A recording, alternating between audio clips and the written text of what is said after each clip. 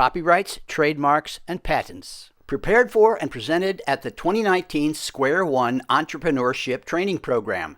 Square One is a program of the Center for Emerging Technologies. CET is an affiliate of the Cortex Innovation Community. Square One is funded in part by the Missouri Technology Corporation. This session is about intellectual property. I know we've got inventions out there, so we're going to do a little bit of a hand raise when we get to some of those fun topics. And a little bit of tonight is some strategy on navigating and not feeling quite so overwhelmed with intellectual property. So let's get started.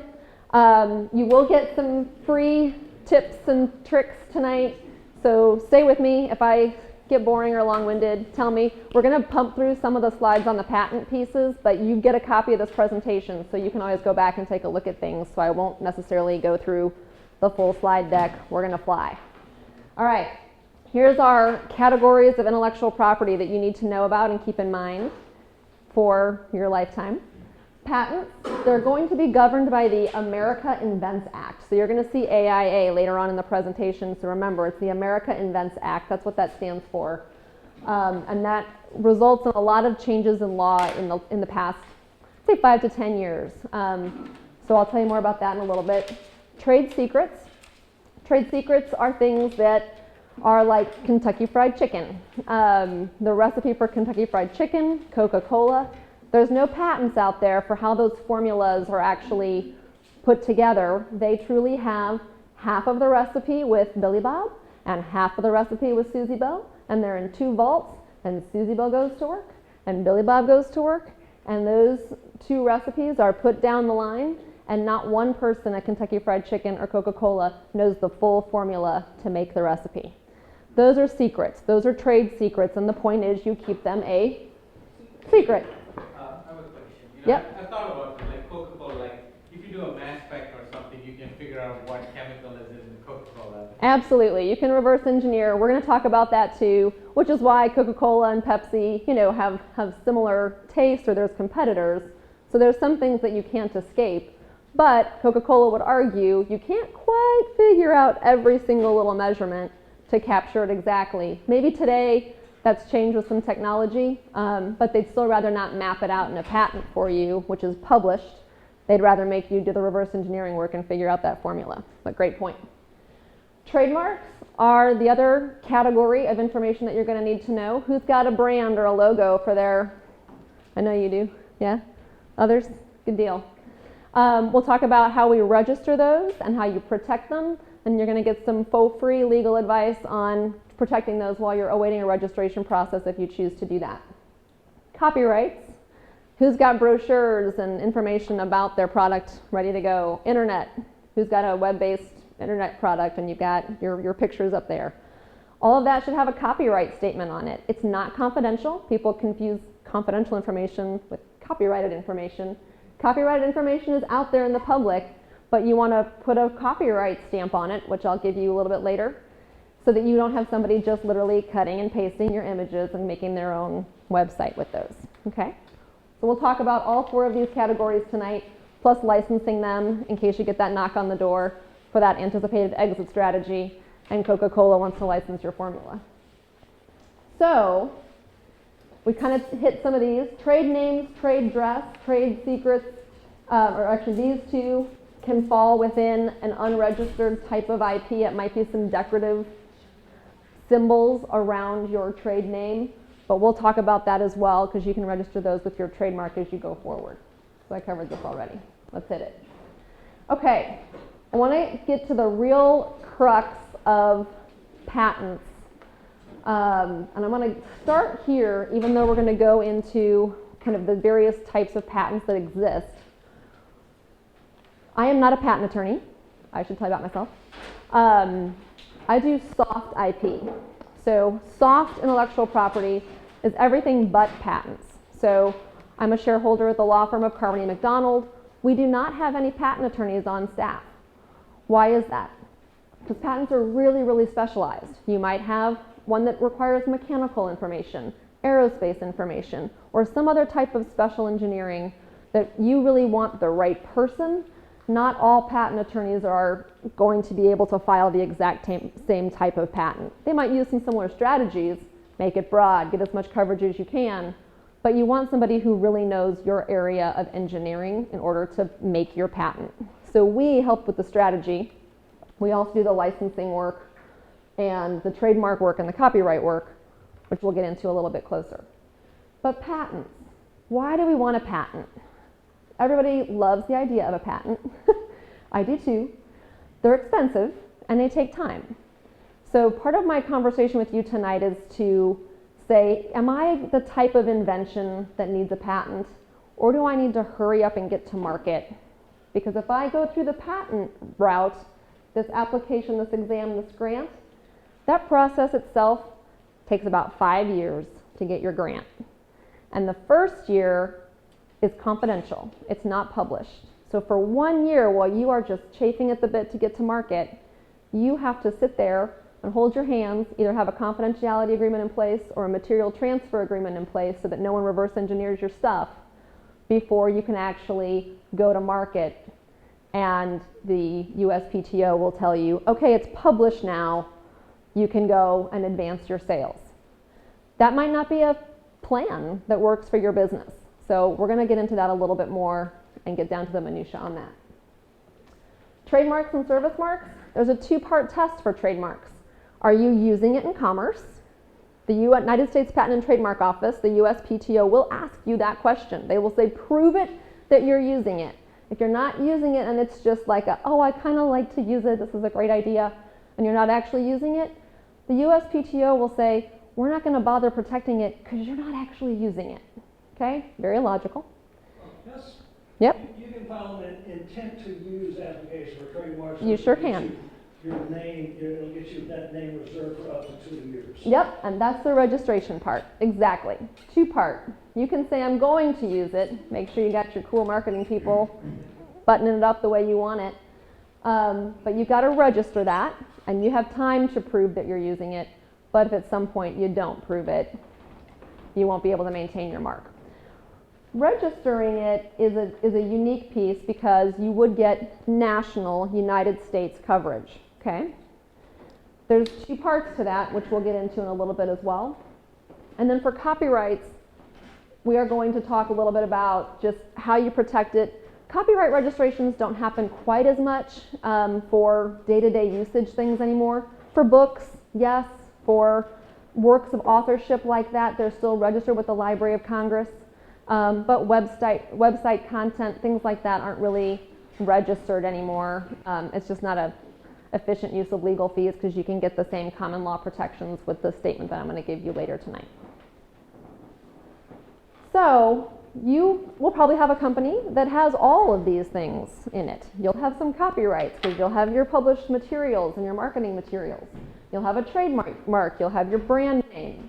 You might have a patent if you fit inside that category where it's a good strategy to get one and your technology really is so unique that you need to protect the particular feature that could be figured out and copied. And you should have trade secrets. The most important, yet in my opinion, least valued, because some people think that the simplest things, oh, everybody knows that, it's probably the trade secret. For US patents, as I'll mention, and again, we're probably going to fly through these a little bit quicker, but I want you to know what they are. The America Invents Act truly did change things about 6 or 7 years ago, where they said, we used to have a little bit more conversation if I woke up and I said, oh my gosh, I had that idea 10 years ago, but Bob patented it. Hey, USPTO, that was my idea. Look, I have a notebook. I really invented this first. I just didn't get to the USPTO to tell you about it. Today, the USPTO changed that rule and said, too bad, so sad. It's first to file. So I sat there with my notebook and all my amazing booklet of ideas. I don't get to show up and ruin Bob's dream, who put down the $6 grand to get that provisional patent and probably is going to spend another 20 grand in order to get it granted. They're not going to let me come in and ruin that guy's dream because I didn't put my money where my mouth is. So USPTO says, If you've got a great idea and you think it should be patented, call a lawyer, make sure it should be patented and not a trade secret, make sure it works for your business plan. But you got to first to file. And they do research it, and there will be a process that they will first reject your patent. So I'm going to tell you about these. 3 types of US patents exist: a utility patent, a plant patent, a design patent. Utility has the invention of a new and useful process, a machine, manufacturing. So we see a lot of mechanical engineers work on utility patents. Anybody in here with a process, a procedure, anything manufacturing? A couple of those. You're close, yeah. Agreed. So these do win as the first place types of patents that are filed.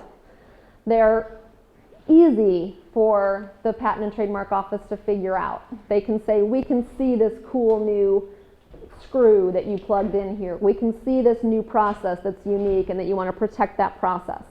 So they're not necessarily cut and dry because they will be questioned.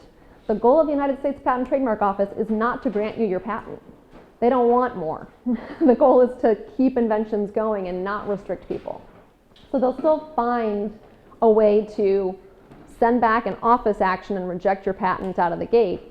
But these do pass most of the time because you can ultimately prove my component, my piece, has a new and useful improvement that can be protected.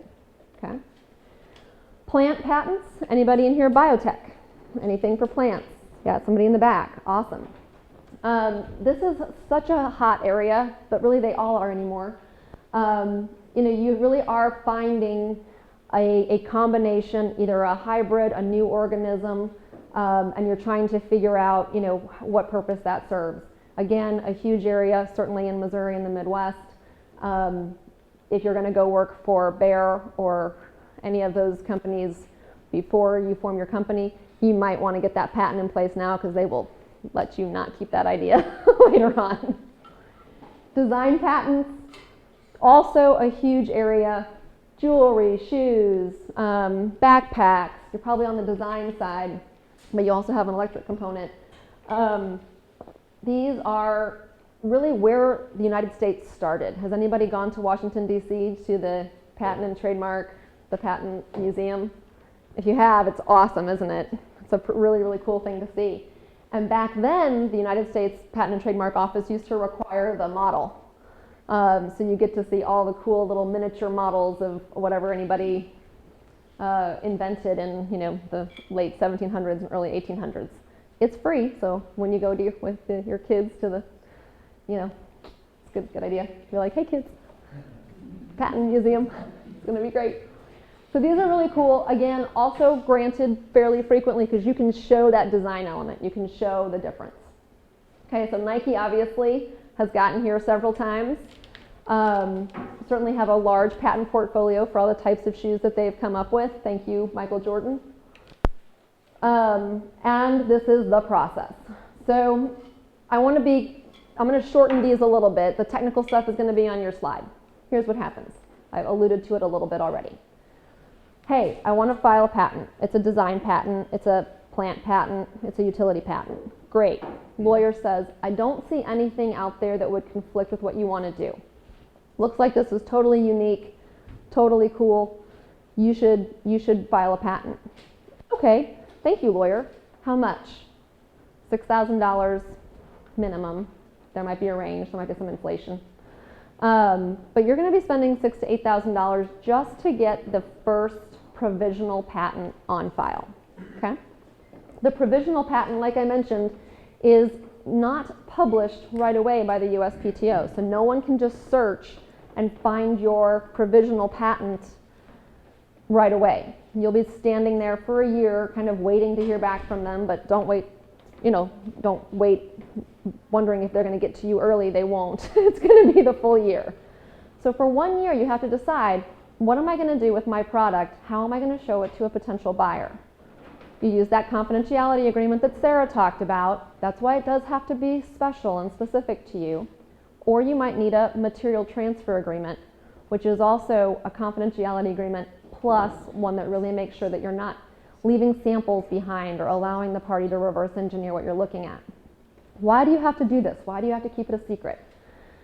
The United States Patent and Trademark Office says, if you really think that this is so special and so unique and you're waiting for this patent to be published so that you can sell it and you don't want to tell anybody how cool your design is or your feature is, you better keep it a secret too and not go run and offer this for sale to the public.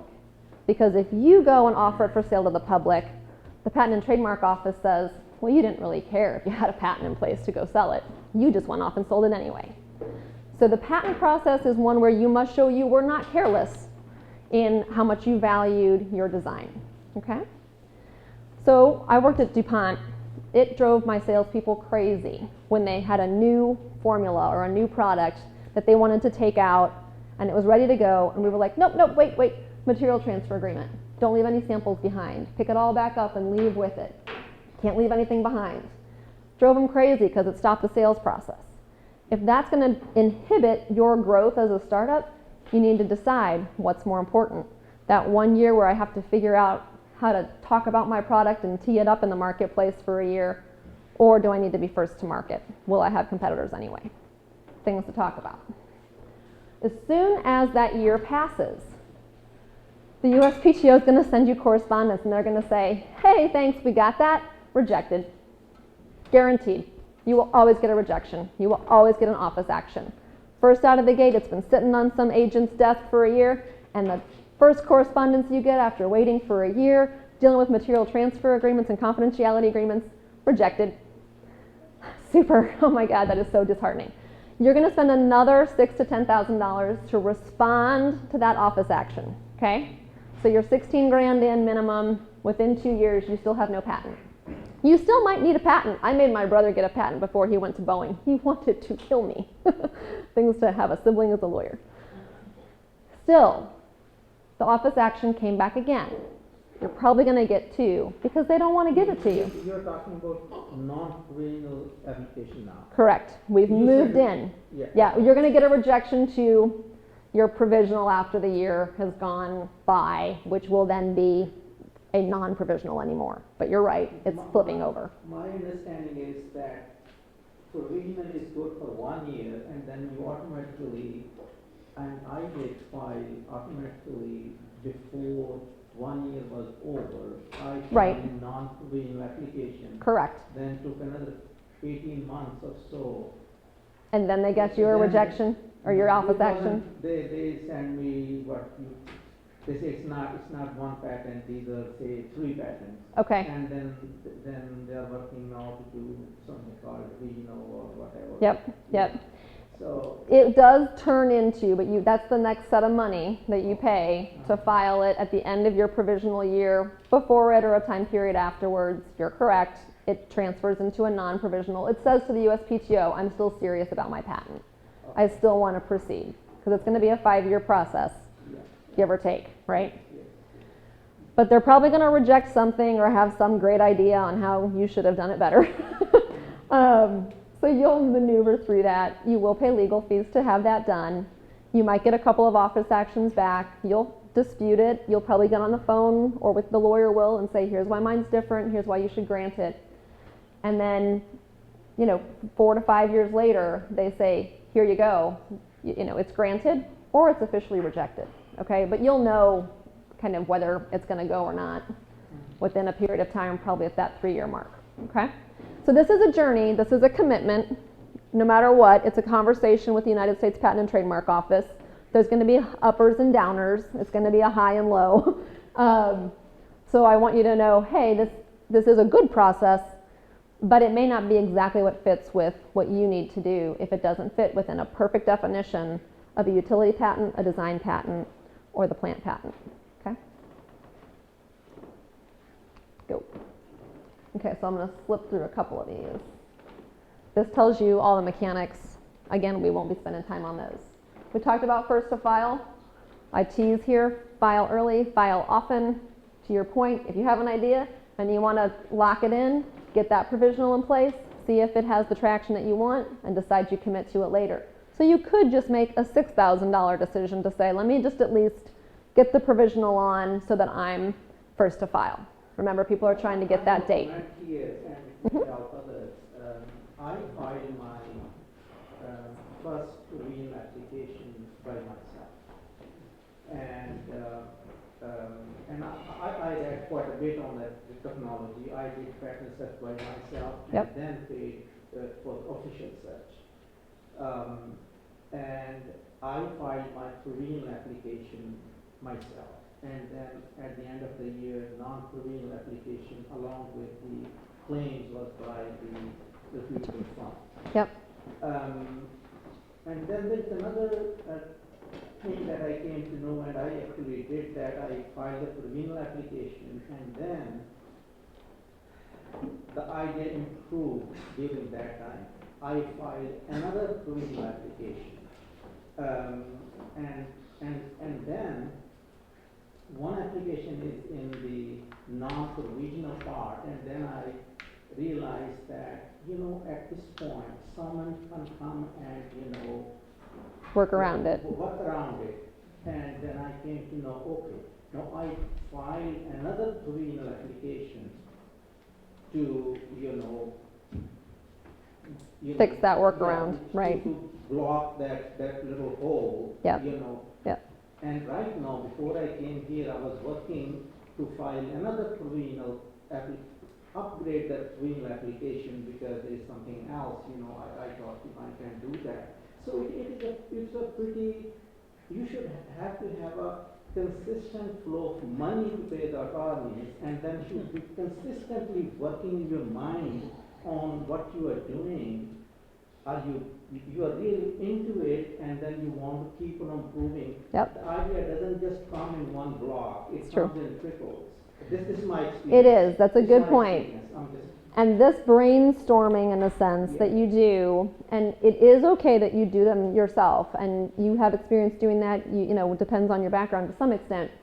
I do encourage you to consider using an attorney for even that first dollar spent, because the attorney will make you do just what you are naturally doing, which is, let's brainstorm. What else can you do? What's another workaround? And there's a little bit of a pressure that we put on you to say, well, what else? And then you're like, oh my God, I can't think of anything. And then you go home and you go to bed and you're like, oh my God, I thought of something else. Call your attorney back. The goal when the provisional is written and then when the non-provisional is updated for that next filing is to get the filing as broad as you can so that you don't have people working around your patent. So even if your anticipated use is for one thing, a backpack, maybe you also want it for a fanny pack or whatever the case might be, you've got to be creative to say, how else could this technology be used, even though right now I see its purpose and immediate sale for this purpose.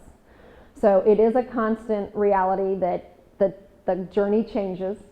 What also changes is that during the provisional process and during the non-provisional process, during the office action process, sometimes what happened to you does happen to many people, which is the USPTO will say, this one looks like a branch off of your patent. We just want you to pay an additional fee, $300, $400, and then by the time you're finished at the 5-year mark, you have 2 patents, and you really only applied for 1. So some of that naturally happens if you're working with an attorney who can kind of say, I got it, I got your extra idea. Hold on, there's going to be a time and a place to tack it on. Let's get the first one through first. So it depends on how you're working with an attorney or figuring it out. Yeah. So in the case of the backpack, he has his backpack, but he also says, I want to have this attached to a bike, or I want to have it convert to luggage. All the above. This could get insane, is Yep. how many variations.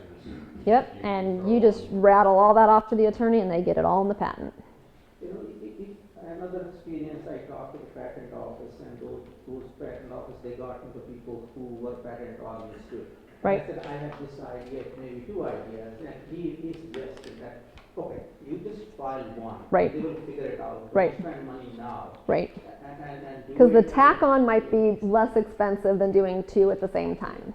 So there, you should get guidance from your attorney on how to be most cost effective.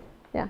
My biggest thing is that I've actually filed a provisional patent on the ring You board, should, yeah. But I'm having the dilemma on the overall cost, just from the standpoint from the I know. Am I better off using the money to protect myself? Probably. Or am I better off using that money elsewhere, at least in the beginning? It's like, because right now, every dollar counts at the beginning.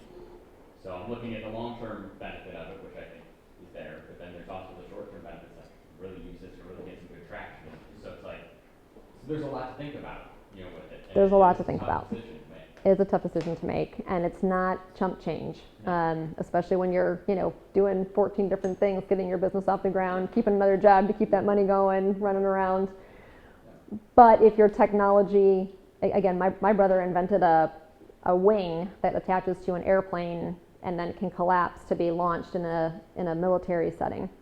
And you know, I made him do this when he was 21. He had no money, and I'm like, sure, well, I'll chip in. So 25 grand later, my brother still wants to kill me, but he's going to use it someday. He's working on this in his basement. Don't tell Boeing. No, they already know, it's okay. But for certain technology, you kind of don't have a choice. When you've invented the toy, the thing, the mechanic, and you fall squarely within those, and it's, you know, sometimes the processes get a little squishy, but when you've got a hard invention, it's hard not to say you need the patent to stop competitors in the future from just completely replicating it. If they can replicate your process easily, you might want to spend the money on it. Yeah. What if you go in the other direction, if you have something that's been around for maybe like 100 years, if you're basically rebuilding? You might, so what happens, and he can share with you too, before you choose to proceed with even the provisional, the patent attorney will do a search of what's already filed. So if something was filed 100 years ago, you can bet your bottom dollar that those agents are going to pull it out and be like, nah, not a new idea. Totally. So, but I would do the analysis first. I'd have an attorney say, hey, spend an hour on this.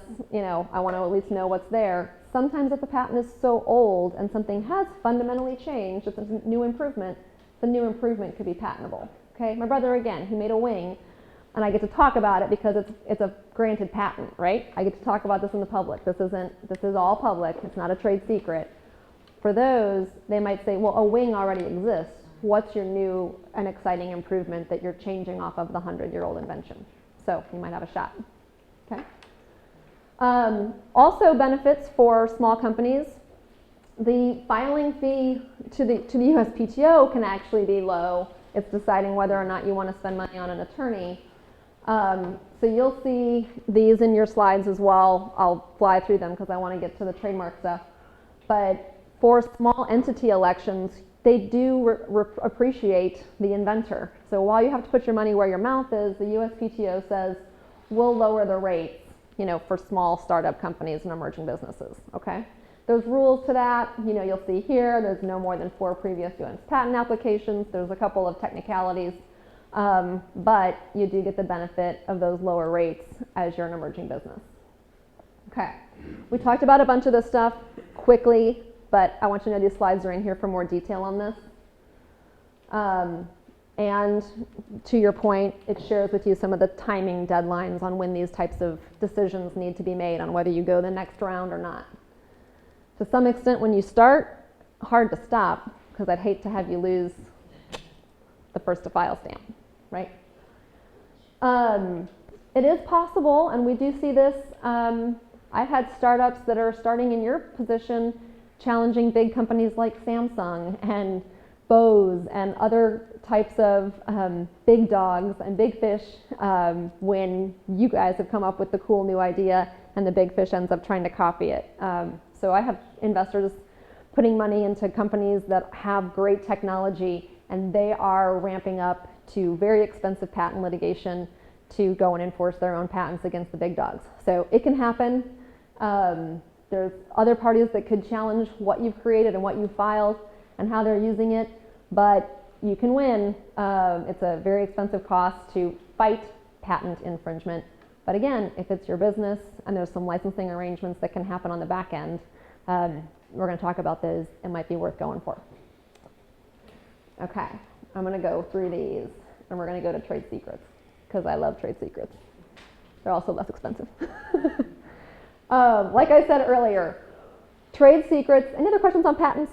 I do want to. Got it? Anything else on you? Because Yes. Yep. You know, Consensus. at what point my understanding was until the patent is not issued, someone can make something like that and sell, Great and question. you cannot enforce that. And you said something about non-trivial application, so what is the line? Great question. And thank you, I wanted to hit that. So after your 1 year of secret period while the provisional's in place, where you really can't go sell it, you've got confidentiality agreements in place, you've got material transfer agreements in place. Now, after that 1 year has expired, you do have to file to say, yes, I want to continue, but it turns non-provisional. It's now published. People can find it on the USPTO site, and you get to go sell it. And you get to sell it with the magical words, patent pending. Okay, like it's all right there. Patent pending. Oh my God, it is so cool. I love patent pending. Patent pending is very valuable because you're putting the world on notice that says, hey, don't just think you can reverse engineer my stuff, copy it and make your own version of it in China or wherever you're going to go make it. I have a patent pending, so somebody could go and USPTO website, type in whatever you've got, they find your patent. Whoa, son of a monkey. There's your patent, and there's your product. There's your backpack. It says patent pending. You are putting the world on notice. But you can't stop them yet. Okay. You can't stop them from copying you yet. So, well, I see your patent pending, and I challenge it, and I'm going to go make my own bag anyway. It's going to look a heck of a lot like yours. Okay, you see this. You know it's out there. You call a lawyer. Holy buckets. This is happening. We're like, we'll write a cease and desist letter. We'll tell them to knock it off. Because you're right, you've got a patent pending, doesn't look like they do, you were first to file. You're winning, you're winning, you're winning. We still can't do, I'm on record, but we can't do shit for apples about it. Can't do anything, except send that cease and desist letter and hope they stop. We'll send them another letter and say, you know what, if when our patent is granted, you're still selling our product and you're copying us, we will have a granted patent and we will come back after you and we will be able to take from you, competitor, copycat, all of the money that you've made selling this counterfeit product. Okay? So the United States Patent and Trademark Office and the patent law says if you see that copycat and your patent is granted, it might take 3 years until we can actually file that suit. But for 3 years, we're going to go back to that copycat's records and say, you made $1 million off my copycat product, that $1 million goes in my pocket if I win this lawsuit. But guess what? You're probably going to spend $1 million to try to get that money. That's okay if you've got a winner. Honestly, patent litigation is just extremely expensive. It's before the patent bar. It's before a different court. And it's pricey because, again, people want to say, put your money where it is to see if this is really accurate. But you can stop those sales and also take all their money. And it is effective. Like I just said, I have investors in a company right now that are putting millions behind a emerging business where they have the patent granted. Samsung clearly violated it. And they're like, come hell or high water, we're going to go get that money and we're going to go press for this. So it can happen, yeah. Okay, so I'm getting mixed up now. So if I submit a utility patent, not a provisional, I submit a utility patent and I'm waiting for it to be approved, that's a patent pending, is that right? You can use patent pending after the year mark. After All types of patents go through a provisional. Okay. Utility, plant, design. Okay. That 1 year period is always a provisional. It's kind of 1 year that kind of sits in la la land. And during that year, almost a year, you have to make sure you're keeping the product confidential and it can't be in the public domain and you can't be offering it for sale in the public. So what about on the design, a piece of the utility and design at the same time? Same thing. They're both going to track that So design early is gonna period. be approved quicker though, from what you're right? Yep, So they can be. If it was to be approved, would it not be approved for the 1 year? As soon as it's out of that provisional window, sometimes, and you're right, the design ones can be a little bit shorter, so you might be at a 6-month mark. As soon as it's out of that, you get to go and market it. And when you go market it, you put patent pending. That's the warning to the public. Don't copy this because I've got this pending. So as soon as you can be public, as soon as your provisional is published, thus making it kind of a non-provisional, go market it and you can put patent pending on it. Make sense? My Okay. Yeah. understanding was that once you file, maybe you can have, once the provisional application is filed, you can put the word patent pending? You can, but your market, you can't really market it for sale. That's, so yes, you can still take it out and do your confidential presentation of your product and yes, put patent pending on it, but you're still under the guise of not being in the public with it yet. Okay, so you want that confidentiality agreement, most important. Obviously, say I'm doing a prototype, so I can complete confidential agreement. Yep. In that 1 Yep. year. Yep, absolutely. Yep. So say you file a provisional patent, then my stuff happens, and your years are not passed. Can you go back into that process again with the same idea, or is it at that point? You might be able to. On these charts, you'll see the timelines for those types of things. You would probably lose your first to file date. So if you abandoned it, you would lose your first to file date. But you actually go back in and say, okay, I'm starting something again, no one picked it up. If no one picked it up, you can probably, your new filing date would be the refile date, and you'd have to live through the provisional time period again, and it would all just kind of begin again. Yep, in the back. Can you mention there's a strategy that you can do or that can be used to extend that 1 year by tweaking something with your original, like a couple months before it expires so that you technically get another year? Yeah.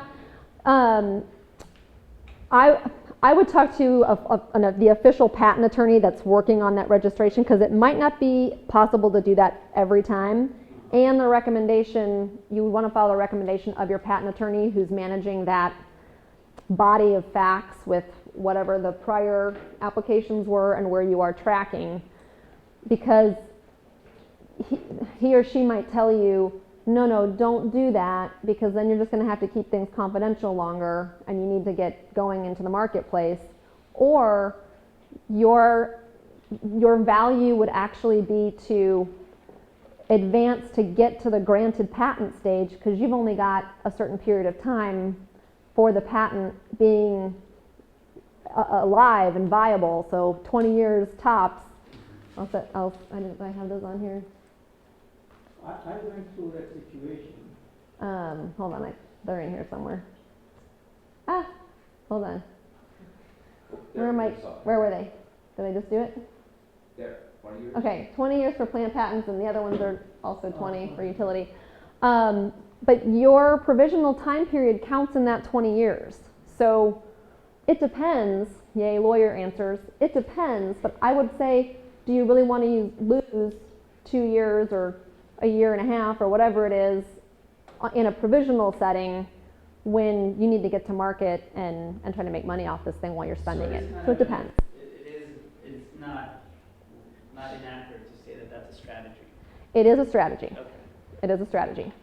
And it might be an expensive one, depending on which way the funds need to flow. And you've got to remember, too, you're going to have a patent attorney who might tell you, we can tack that on later when we're almost granted. So that might be a $500 change versus another $6,000 change. Yeah. If you had a provisional patent and you had, say, 5,000 units made within the year that the provisional patent was stamped on your device, and yet it took maybe a couple of years to get that device sold on the market, and it still has that patent pending on it, are you then committing fraud against the patent office by selling it after the date? No. Great question. The test is really whether you're offering it for sale. Offering it. Okay? So you could be in your basement manufacturing 1,000 of them, and you're ready to go offer it for sale, 11 months after you file your provisional, and then you get the letter and, you're off you go. So you can make it, you just can't offer it for sale. So those are... And what if the provisional patent has expired, it's only good for 1 year, I think. Right. And so it's only if you have patent pending on it after it's already expired, is that... No, you can have patent, to your point, you can have patent pending on it right now. You just wouldn't, so if you went and gave a prototype of what you were building in your basement, sure, still put patent pending on it because you did file a provisional. That's technically a patent that's pending. You're just not going to be selling it out into the marketplace or offering it for sale. You're just showing a potential customer, this is coming soon to a theater near you. So it's fine if you're making them in your basement during the year that the provisional is waiting to move along, and then you sell those ones afterwards, as long as you're not offering it for sale. The test is offering it for sale. So those would be analyses that you would do with your attorney to say, have I actually offered it for sale? Did I publish it in a magazine? Did I say a cost per unit's $100, you know, a bag, whatever it is. So you'd have to be offering it. 3-minute morning routine. Are you serious? Yeah. Oh my God. Okay. Y'all better go file patents. All right. Okay, everybody gets, okay, I'm going to give you one example on trade secrets, and then I'm going to give you 2 things that I want you to write down, and somehow that's going to happen in 3 minutes. I'm starting to feel like Sarah. I have so many people disregard trade secrets on a daily basis. It's really sad because I have wonderful operations guys and gals who are very technical, and they're working in a plant or they're working in a situation where they take for granted the simple that they know that the public does not know. So I have had many clients say to me, oh, we didn't write that down in a confidentiality agreement. We didn't list that as something important because, you know, doesn't everybody just know to turn the screw left 4 times and put the temperature not at quite 87 degrees, but 87.2 degrees. Those little things, that little know-how, all of those things are trade secret. So my message to you tonight, if you remember nothing else, because you're going to know all about patents and nothing about trade secrets, but what I need you to know about trade secrets is value the little things, value the know-how, value the little bits and pieces that are in your brain, and do not let someone take those from you without you knowing that you're giving away the recipe, you're giving away the secret sauce. Secret sauce is secret sauce, it's trade secret, it's not to be patented or written down. You're cruel. Trademarks, full free. Here's what I want you to know too. For trademarks, here's your 2 pieces of free legal advice. Anybody who's got a brand, a name, whatever logo you've got out there, for free, you do not need to file anything with the United States Patent and Trademark Office. This little TM, everybody see TM? Use that little TM like it's going out of style. You don't need to pay for the TM, you just stick that TM on, what's the name of your bag? Juice, TM, okay? Juice, TM. Kind of use it like an adjective. If that's the name of your company as well, you can't put the TM behind the name of your company, but you put it behind the juice backpack, whatever it is, okay? So use that TM. If it's a service mark, you can use the SM for these types of services as well, but the TM also works for that same thing, so don't worry about it. But use that TM. If you want to go to register it with the United States Patent and Trademark Office, the registration process gets you the circle R. Tiny baby R up there. Okay? I know it's microscopic. So the R gives you national coverage. The trademark gives you common law coverage. So if you see somebody else using your name in the United States of America and you've got the R, you win unless they have a pre-existing date in their little local area and they would be able to keep the name. I can answer more about that later. One more free thing, so you know how these guys are using it. Hilton's got their TM, McDonald's has their R. Okay? There's an analysis on whether you get your trademark, kind of like the patent thing as well. So we'll talk about that later. Copyrights, don't worry about them, those are on there. Oh wait, I do want copyrights for one more free piece of legal advice. Copyright registration, we talked about it, not done as much. Here's what you need to write down. Damn it.